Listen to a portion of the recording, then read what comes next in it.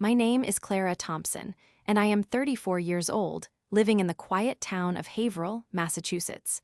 To most, I am just your average woman, working a 9-to-5 job at a local accounting firm. I love to keep my house organized and my garden tidy.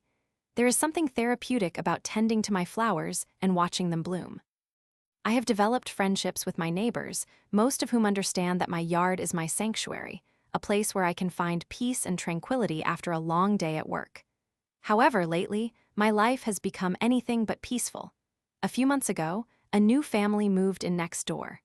The Johnsons, a couple with two rowdy children, immediately disrupted the harmony of our close-knit community.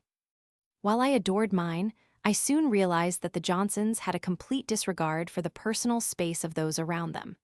They would let their kids play unsupervised, and more often than not, they would dart across my yard as if it were an extension of their own. The first time the kids trampled through my flower beds, I was standing in the kitchen, preparing dinner when I heard the commotion outside. I raced to the window just in time to see them giggling with wild abandon as they stomped through my carefully curated roses and daisies. I was furious. After what felt like ages, I gathered my emotions and went outside to confront them, trying to remain calm despite my rising anger. "Hey there, could you please stay out of my yard? These flowers are really important to me," I said, trying to maintain my composure. The eldest boy, who appeared to be about 8 years old, just shrugged his shoulders, not really understanding the mess he was causing. I turned my attention to their father, who had just come outside. Instead of apologizing, he simply waved me off, saying, "Kids will be kids, you will have to learn to deal with it." His flippant dismissal was like a knife in my patience.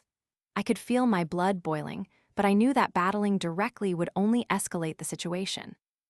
Little did I know then that this would be the start of a nightmare. Over the weeks, the chaos continued. Every time I repaired my garden, it seemed like the Johnson kids were there to destroy it again. As my anger grew, I began to feel the weight of stress pressing down on me. My once peaceful home turned into a place of constant frustration. I shared my woes with my friends, seeking advice, but they just told me to ignore it and focus on my own life. I felt unheard. My happiness was slowly slipping away, and I felt compelled to take a stand. I devised a plan, something clever that would ensure I got revenge without causing a scene. After all, I wanted to get back at them, not escalate the aggression. I started to document every instance my yard was invaded.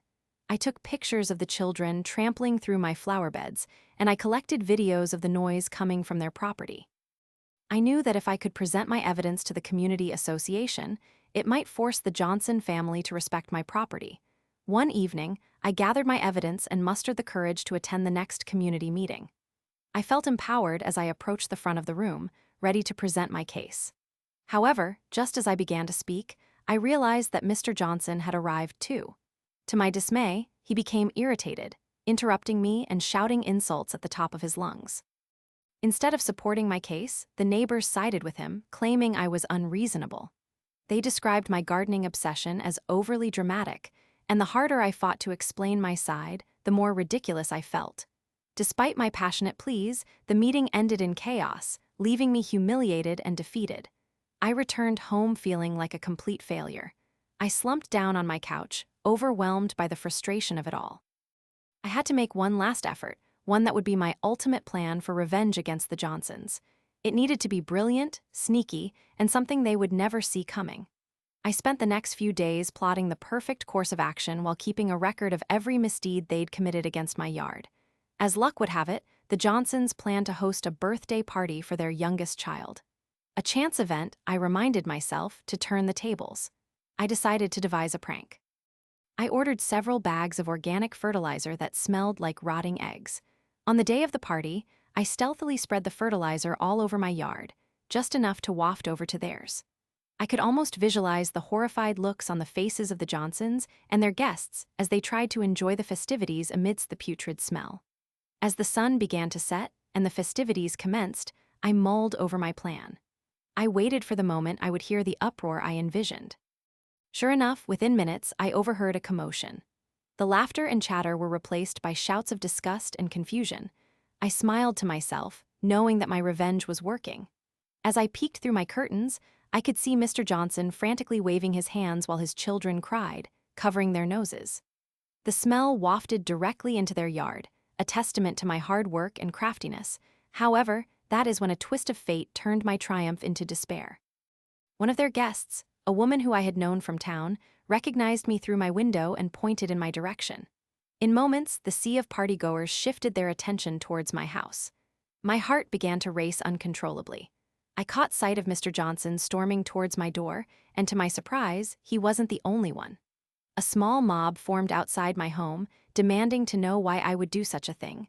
Suddenly, I was faced with the consequences of my actions.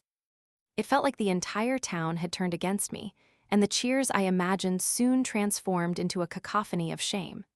They publicly condemned me for my prank, labeling me not only a bad neighbor, but a bad person. I felt exposed and vulnerable as I stumbled through my apologies, trying to defend myself against a tide of indignation. In that moment, I realized the danger of revenge. It had consumed me, something I used to take back control of my life but ultimately led to my downfall. The sense of satisfaction I sought turned into isolation. I knew I had to change my approach. I simply wanted some peace in my life, not to be seen as the villain. Over the next few weeks, I ended up apologizing to everyone involved in the incident. I stepped up and attempted to rebuild my relationships in the community, even reaching out to the Johnson family. It was tough and every moment felt awkward, but I understood the grace in seeking forgiveness. It was like walking across a tightrope of my own making, as I tried my best to reconcile the damage in my garden and my reputation. Slowly but surely, things began to improve. Mr. Johnson took my invitation for coffee, and to my surprise, we discovered a commonality. We both had a passion for gardening, a love that provided the foundation for our newfound friendship. I learned that he felt overwhelmed as a new parent, just as I was overwhelmed by their rowdy children. Together, we came up with a plan to share our responsibilities as neighbors and agreed upon clear boundaries. In time, I rebuilt my garden, reinforcing the areas that the children played in. But now we wouldn't make it a battleground. Instead, we created a playful space where our kids could enjoy nature. Surrounding myself with the vibrancy of the blooms I loved became my solace again. Ultimately, I learned that turning vengeance into harmony transformed not just my garden, but my entire life. Sometimes, it is necessary to step back and find a new approach, one that does not foster anger but nurtures community instead. What started as a quest for revenge ended with me cultivating friendships and understanding instead of hostility. I found that true fulfillment was not just in my flowers, but in collaboration, compassion, and realizing that everyone deserves a second chance, even you.